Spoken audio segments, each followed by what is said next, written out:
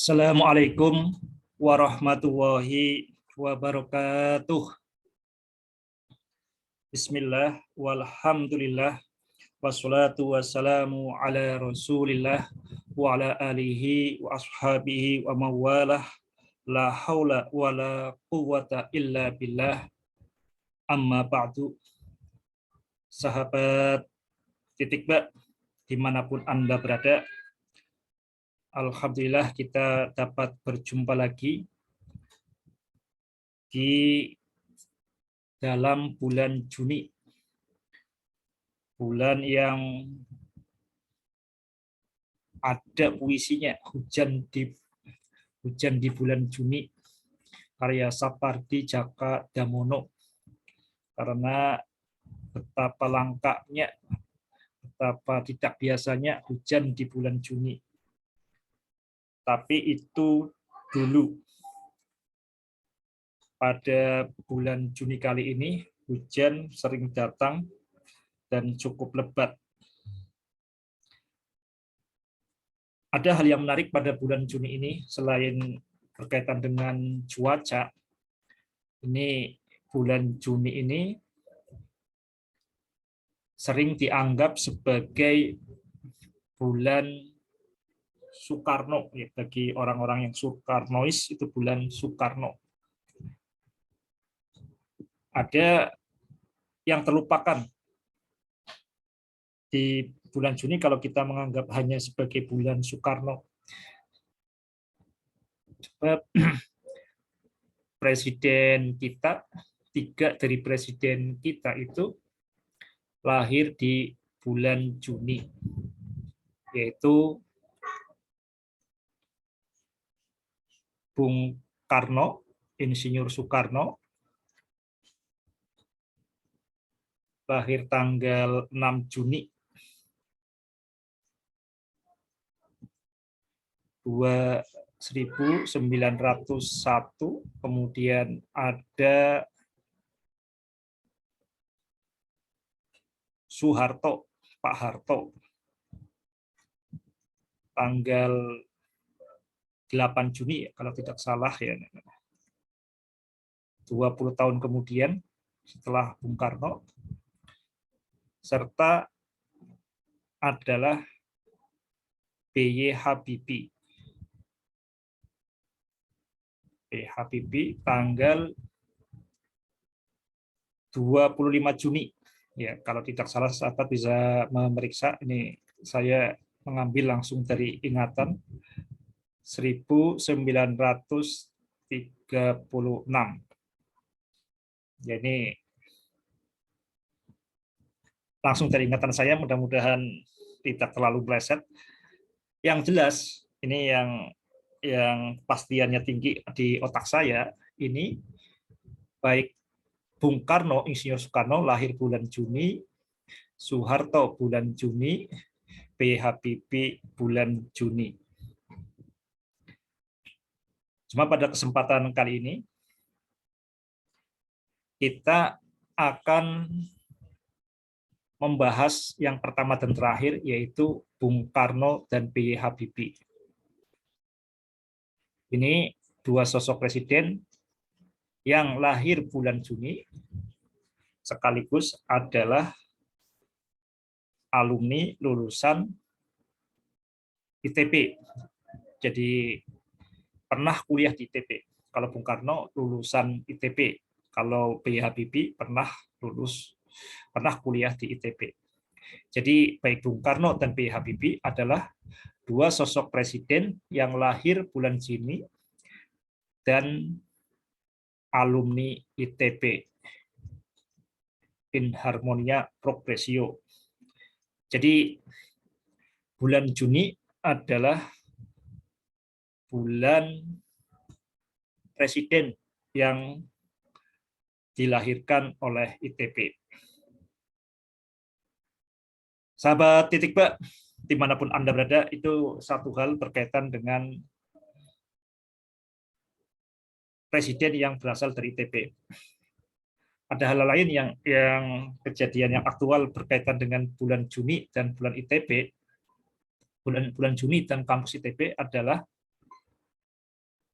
berkaitan dengan kabar duka. Kabar duka yang pertama yang baru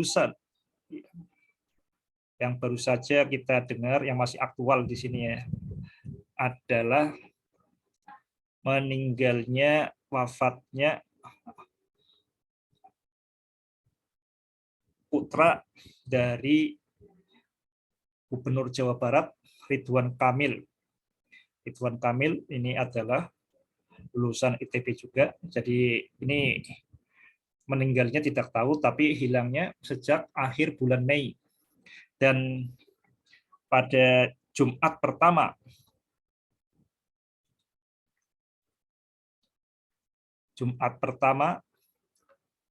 bulan Juni 2022,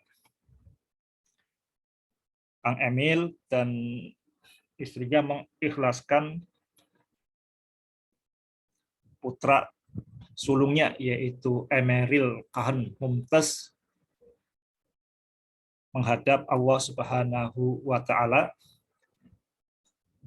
di sungai di Swiss ya. Jadi meninggal, namanya Emeril Khan Mumtaz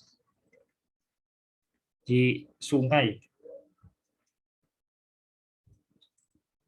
di Swiss. Ini kabar duka bagi ITB dan juga bagi bangsa Indonesia. Ini di akhir-akhir wabah corona. Dan yang tidak bisa dilupakan bagi saya pribadi, ada peristiwa yang juga kabar duka yang serupa, yaitu pada Jumat pertama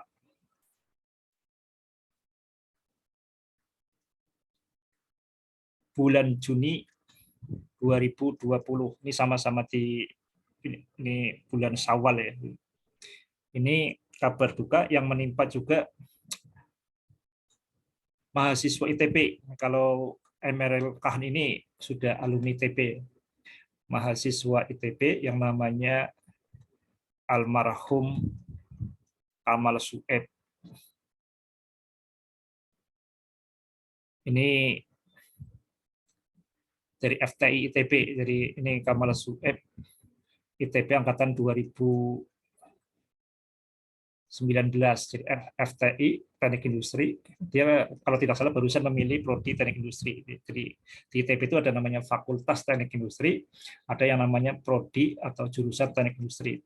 Ini Kamal Sueb baru saja menyelesaikan tahap persiapan bersama 1 tahun di Fakultas Teknik Industri ITB. Dia angkatan 2017. Kalau Emeril ini teknik mesin 2017. Kalau ini 2019 ini. Ini teknik mesin.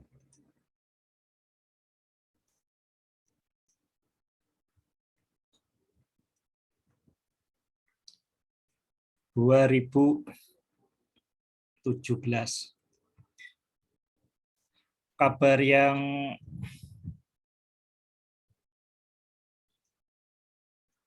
pertama yaitu yang menimpa musibah yang menimpa Kamal Sueb ini memang tidak seheboh Emeril ya. Emeril Mumtaz karena ya bukan anak pejabat, tapi Kamal Sueb ini adalah mungkin saya bisa mengatakan adalah ikon ya, ikon remaja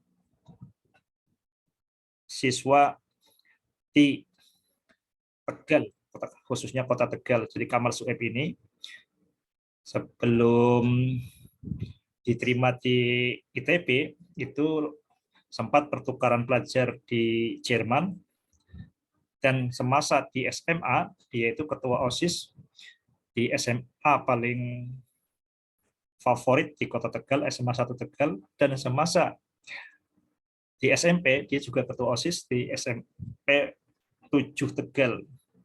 Bukan hanya akademis yang mumpuni, organisasi juga mumpuni.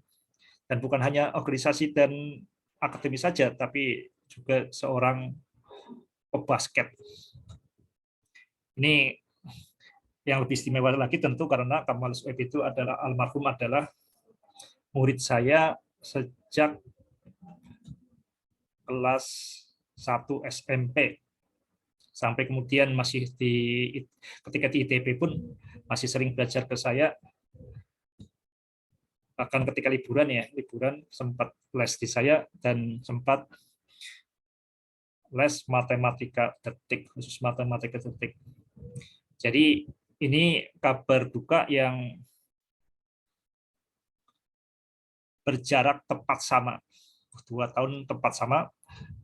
Bedanya Emeril Khan Mumtaz ini kabar dukanya di Sungai Aruk, bacanya apa ya, di Swiss.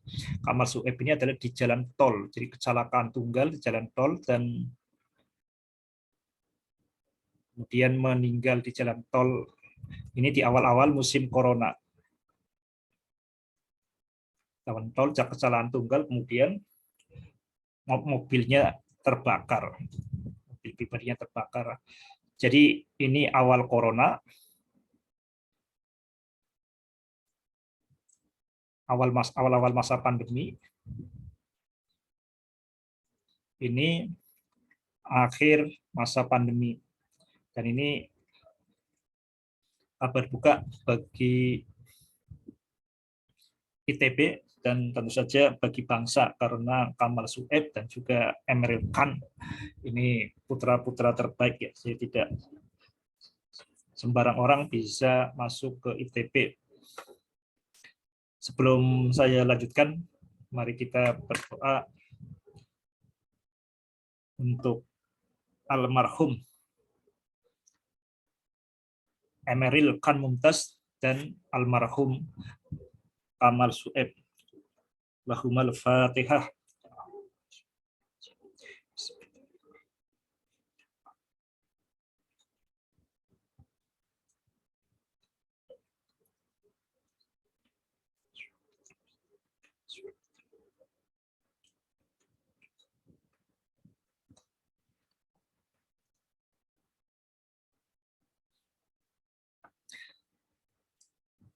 Terima kasih, sahabat Titikba, dimanapun Anda berada. Jadi ini sama-sama ITB. Ada hal yang ingin saya sampaikan berkaitan dengan ITB ini ya. Jadi yang pertama ini berkaitan dengan kelahiran. Yang kedua berkaitan dengan kematian. Ini awal dan akhir hidup kita. Jadi sayang sekali kalau kemudian awal dan akhir hidup kita itu hanya berjarak satu spasi. Jadi misalkan lahir tanggal ini, kita kalau di ini kan kalau di namanya nisan itu kan ada tanggal lahir, kemudian wafat ya. Ya, kita di matematika itu memang untuk menamai garis itu yang penting adalah awal dan akhir. Ini awal, titik awal, dan ini akhir. Jadi garis misalkan garis A, garis ini namanya garis apa? Garis AB. Karena awalnya A berakhir di B. Titik awal dan titik akhir. Hidup itu seperti itu. Titik awal dan titik akhir. Awal dan akhir kita tidak tahu. Ketika kita mau mulai kehidupan ini pun kita tidak tahu mau lahir kapan, melahir di mana, kemudian anaknya siapa kita nggak tahu, termasuk juga ketika kita meninggal di titik akhirnya. Ini titik akhir di sini, ini titik awal di sini. Kita tidak tahu. Dan yang terpenting adalah di sini. Jadi mudah-mudahan kehidupan kita itu tidak hanya ditulis hanya lahir dan wafat ya, tapi ada cerita yang kita buat di sini, makna yang kita buat di antara lahir dan wafat. Ada hal-hal kebaikan, kemanfaatan, jejak-jejak yang kita buat dari lahir dan wafat. Sahabat Titik Ba, dimanapun Anda berada, ini mudah-mudahan jadi perenungan kita tentang hidup ini ya. Jadi kita tadi ini ada dalam satu layar ini kita mencantumkan dua peristiwa besar yang justru dua peristiwa besar di hidup kita yang justru kita tidak tahu. Kelahiran adalah peristiwa besar kita, tapi kita nggak tahu. Kita lahir, tapi kita nggak tahu bahwa kita itu lahir. Kita sudah sadar, tapi belum memiliki kesadaran diri, belum sadar. Tidak ada orang yang lahir itu masih ingat ketika di perut. Jangankan di perut, ketika tanggal lahir pun kita itu kata orang. Kita tidak pernah tahu tanggal lahir kecuali melalui kata orang. Baik itu kata orang yang secara lisan maupun yang tertulis di akte kelahiran. Demikian juga peristiwa besar dalam hidup kita adalah kematian. Lagi-lagi, di peristiwa paling besar di dalam hidup kita justru tidak hadir. Sahabat Titik Ba, dimanapun Anda berada, ini yang perlu kita sadari. Jadi sebenarnya yang dapat kita sadari itu hal-hal yang tidak penting sebenarnya. Yang dapat kita pikirkan itu seringkali hal-hal yang dalam tanda kutip tidak penting. Coba sahabat memikirkan apa di sini? Mungkin lagi masalah, punya hutang, punya masalah dengan teman, punya masalah dengan orang tua, adik, kakak, tetangga, masalah pekerjaan, sebagainya. Itu masalah yang bisa sahabat pikirkan. Tapi sebenarnya ada hal yang lebih penting dari masalah itu, yaitu berkaitan dengan jantung Anda sekarang terus bekerja tanpa bisa Anda pikirkan ya. Itu ada hal yang lebih besar. Jadi ketika Anda memikirkan ada masalah besar, sebenarnya ada masalah yang jauh lebih besar yang dibanding masalah yang Anda pikirkan. Dan memang kehidupan itu seperti itu. Untuk kita hanya bisa memikirkan yang bisa dipikirkan, yaitu masalah-masalah yang kecil. Masalah-masalah yang besar itu seringkali justru kita tidak bisa memikirkannya, kita tidak tahu solusinya. Contohnya kita berurusan ini berkaitan Gubernur Jawa Barat pun tidak tahu ya berhari-hari ketika anaknya meninggal. Itu masalah yang besar, kita nggak bisa mendampingi terus anak-anak kita. Kita tidak bisa menjaga terus orang tua kita untuk hal-hal yang sangat besar, tapi kita tidak bisa melakukannya. Yang penting adalah kita berzikir. Kita pikir ada masalah itu, kemudian kita zikir kepada Allah Subhanahu wa Ta'ala. Kita pasrahkan saja. Jadi yang bisa kita pikirkan ya masalah-masalah yang bisa kita pikirkan, yang bisa kita cari solusinya. Untuk masalah-masalah yang kita terlalu besar, yang bisa kita lakukan adalah zikir, zikrullah. Sahabat Titik Ba, dimanapun Anda berada, ini pada kesempatan kali ini masih berkaitan dengan Bung Karno. Tapi hari ini kita perluas Bung Karno dan B. Habibie, kita berkaitan dengan kelahiran. Ini ada sesuatu yang menarik berkaitan dengan Bung Karno dan B. Habibie. Berkaitan dengan pesan yang disampaikan oleh orang tua Bung Karno kepada Bung Karno, dan orang tua B.J. Habibie kepada B.J. Habibie. Tentu saja antara orang tua dengan anaknya itu tidak hanya satu dua kata yang disampaikan. Ini orang tua Ibunda Bung Karno pasti mengatakan begitu banyak kata-kata kepada Bung Karno. Tapi ada yang terngiang-ngiang di Bung Karno berkaitan dengan ibunya, itu kata-kata kita sebut sebagai kata-kata sakti, karena kata-kata yang selalu diingat, yang dizikirkan, zikir itu teringat, itu yang sadar atau tidak sadar itu mempengaruhi kehidupannya. Ini bisa sahabat baca di buku Bung Karno, Penyambung Lidah Rakyat Indonesia.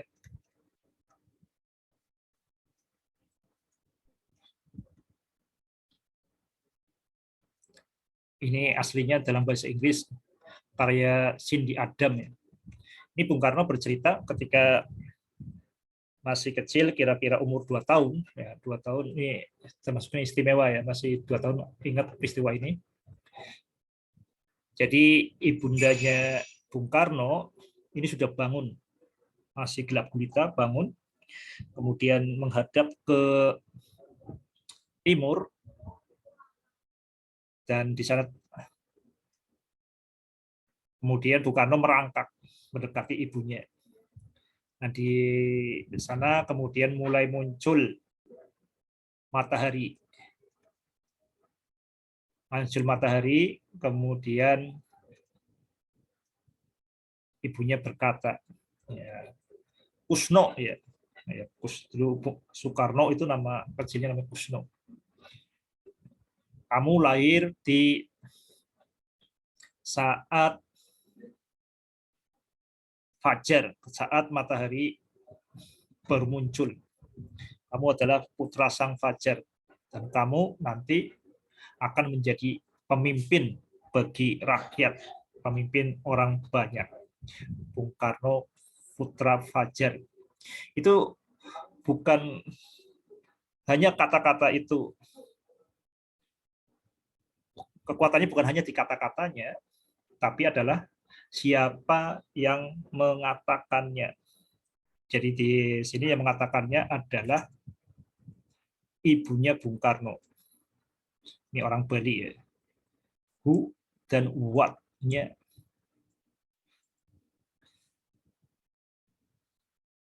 Kamu nanti akan menjadi pemimpin. Ini disampaikan oleh ibunya Bung Karno. Kamu akan menjadi pemimpin.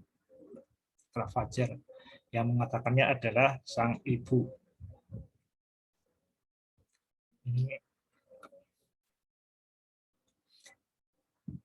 Coba, apakah yang dikatakan oleh ibunya itu adalah perkataan yang objektif?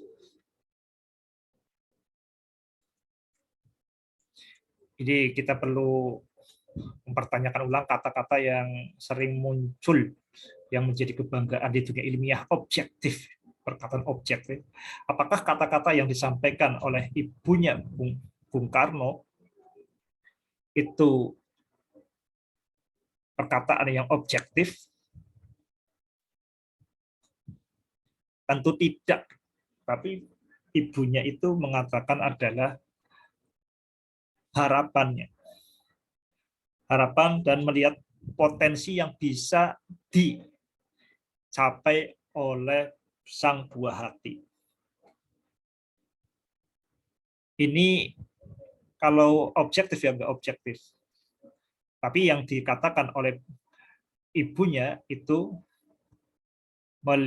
membantu anaknya melihat masa depannya, mempercayai masa depannya, bukan masalah objektif atau tidak, tapi tentang visi, tentang pandangan ke depan. Sahabat Titikba, dimanapun Anda berada, Jadi ini kata-kata dari ibunya itu yang dizikirkan, ya, yang selalu diingat oleh Bung Karno.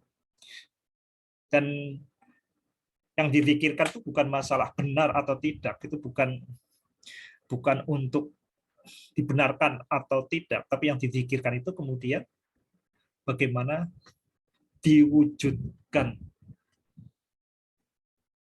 Ini zikir itu menjadi titik awal dari pikiran-pikiran dan tindakan Bung Karno. Ini visi dari ibunya.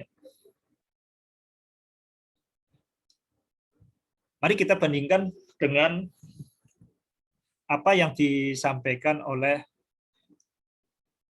Ibunda B.J. Habibie kepada B.J. Habibie. Ini bisa dibaca di buku Rudi. Ini judulnya apa ya? Jadi B.J. Habibie itu nama marga, ya, nama keluarga. Jadi B.J. Habibie itu Baharudin Yusuf Habibie. Nah, dari kata-kata Baharudin, ya, Baharudin ini menjadi Rudi. Jadi nama baratnya, ya, apalagi ketika kemudian kuliah panggilnya adalah Rudi. Apa yang disampaikan oleh Ibunda B.J. Habibie kepada B.J. Habibie ketika B.J. Habibie itu mau kuliah di Jerman. Jadi Hu adalah ibunya B.J. Habibie, ibu. Waknya apa yang disampaikan ketika mau melepas seorang anak untuk belajar ke Jerman. Sahabat Titik Ba, dimanapun Anda berada, ini kalau ditanyakan ke orang tua, ini jarang yang bisa menjawab karena pesannya ini tidak terduga. Pesannya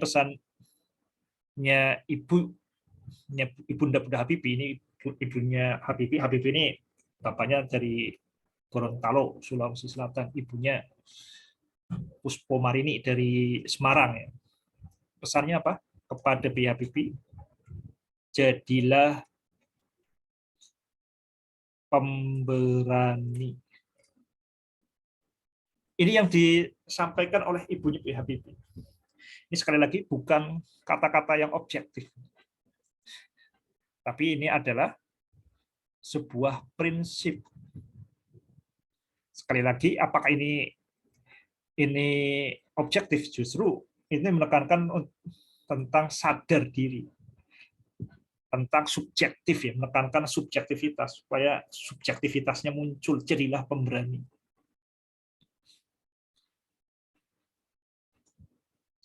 Sahabat Titik Ba, dimanapun Anda berada, jadi kalau Bung Karno mendapatkan kalimat sakti dari ibunya, kamu akan menjadi pemimpin, kamu adalah putra fajar, itu ketika usia 2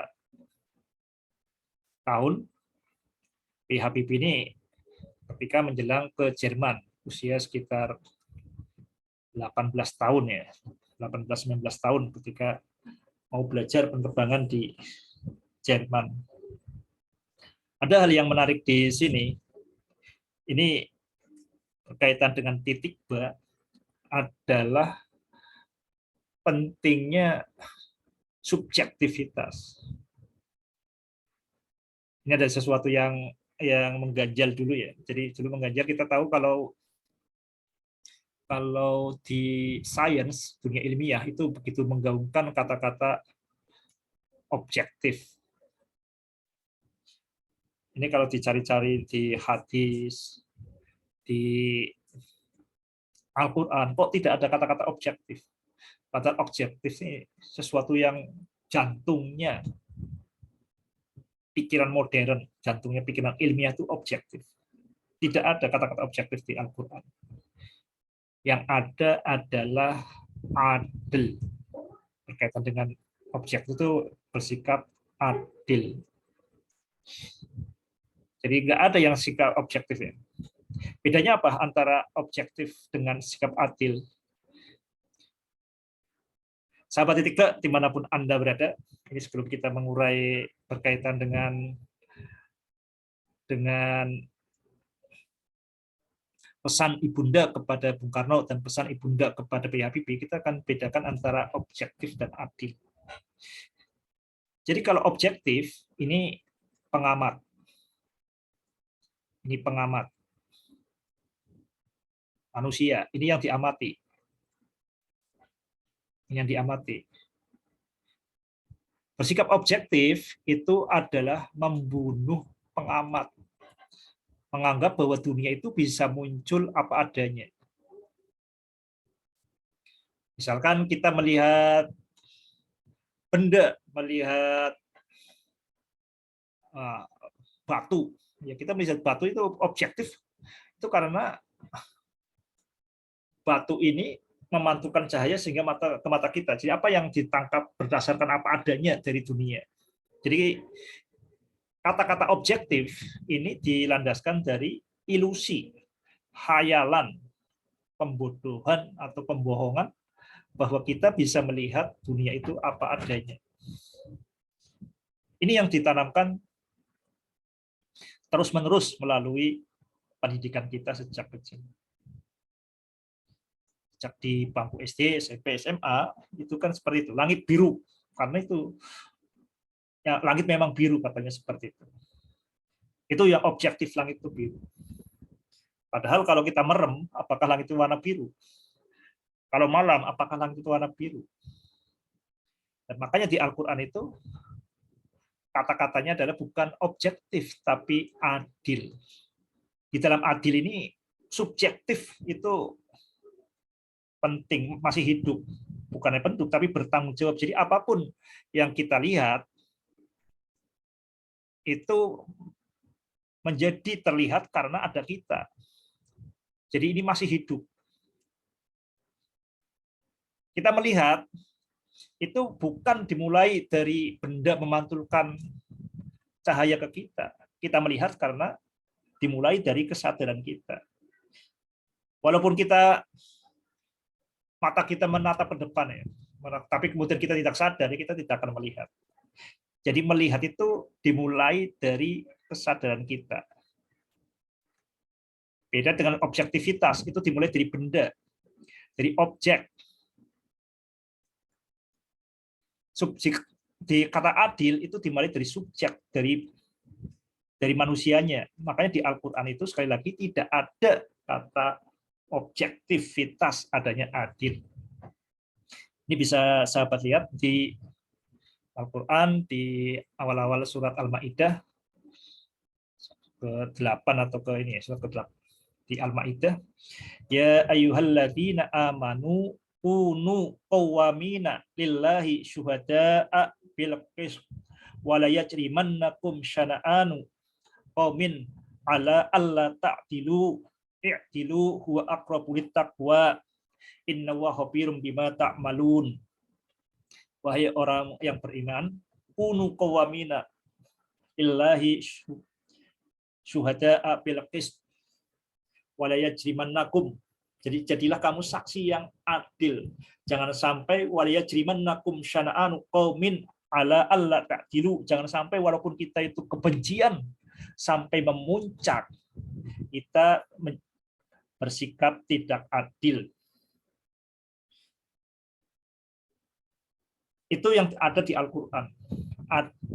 Berkaitan dengan keadilan, tidak ada yang namanya objektivitas. Ada keadilan. Keadilan itu dimulai dari tanggung jawab diri kita. Jadi apapun yang ada di jagat raya ini yang masuk ke kesadaran kita, ya berarti kita ikut bertanggung jawab. Kita harus memiliki tanggung jawab, meskipun tanggung jawab itu mungkin kita hanya bisa menyumbang doa, menyumbang harapan, tapi kita bertanggung jawab. Jadi dimulai dari kesadaran, bukan dimulai dari objek. Sahabat titik Ba, dimanapun Anda berada, jadi memang ini yang perlu digarisbawahi ya. Jadi yang disampaikan di sekolah ini banyak hal yang bertentangan dengan apa yang ada di Al-Quran. Ini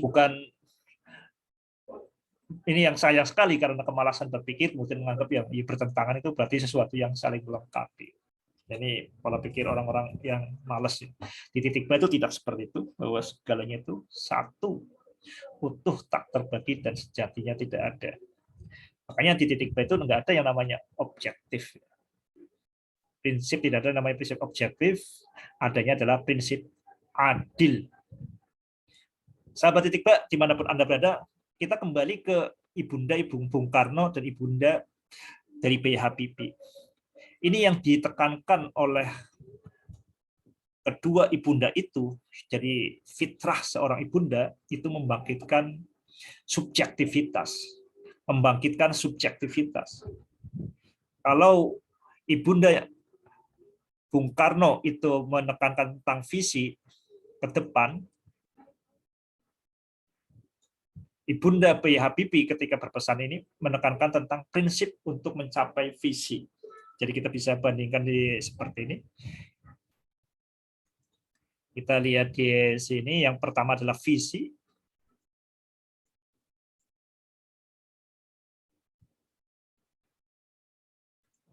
Makanya biar pas di sini ya. Yang ada visi. Jadi kita menjadi apa itu, kita perlu visi, memulai dari akhir dalam pikiran. Nah, ini berkaitan dengan doa. Doa. Yang dilakukan oleh Ibunda B.J. Habibie itu memberikan prinsip. Prinsip yaitu prinsip yang dimulai proaktif, harus berani. Ya, jadi prinsip yang selalu dipegang untuk mencapai visi. Kalau yang atas berkaitan dengan doa, langit ya, ini jalur langit. Jadi kita mulai dari langit dulu ya, dari doa dulu, dan kemudian prinsip ini berkaitan dengan action. Berarti sama saja berkaitan dengan do, kerjakan. Jadi yang kita kerjakan itu jangan mengerjakan pekerjaan dengan cara kualitas B. Tetap yang kita kerjakan adalah dengan kualitas A. Jadi doa. Jadi doa dan doa. Doa yang pertama adalah doa yang ada di langit. Berdoa dalam bahasa Arab ya, doa. Yang kedua adalah doa bahasa Inggris. Kerjakan dengan cara A, kerjakan dengan cara terbaik. Jadi kalau kita berdoa pun jangan tanggung-tanggung, berdoalah yang terbaik. Doa yang terbaik adalah doa yang Allah perintahkan kita Misalkan Allah memerintahkan kita supaya hidup bermanfaat, ya kita berdoa supaya kita bisa bermanfaat semaksimalnya. Kita bisa beribadah, membantu orang, ya kita berdoa diberi kelimpahan kesehatan, harta, waktu untuk bisa membantu orang. Jadi mendoa itu yang terbaik. Doa, makanya doa harus yang terbaik. Demikian juga doa kerjakan dengan kualitas A. Ini yang dilakukan oleh Ibunda B.J. Habibie dan Ibunda Bung Karno.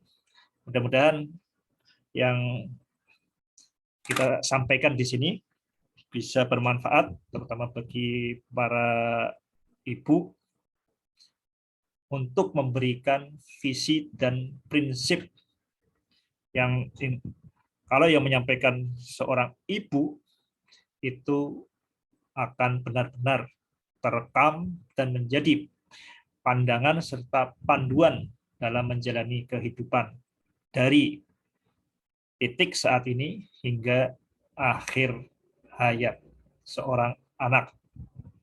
Demikian, mudah-mudahan bermanfaat. Ya ayyuhalladzina amanu taqullaha wa qulu qawlan sadida yuslih lakum a'malakum wa yaghfir lakum dzunubakum Wa may yuti'illaha wa rasulahu faqad faza fawzan 'azima. Wassalamualaikum warahmatullahi wabarakatuh.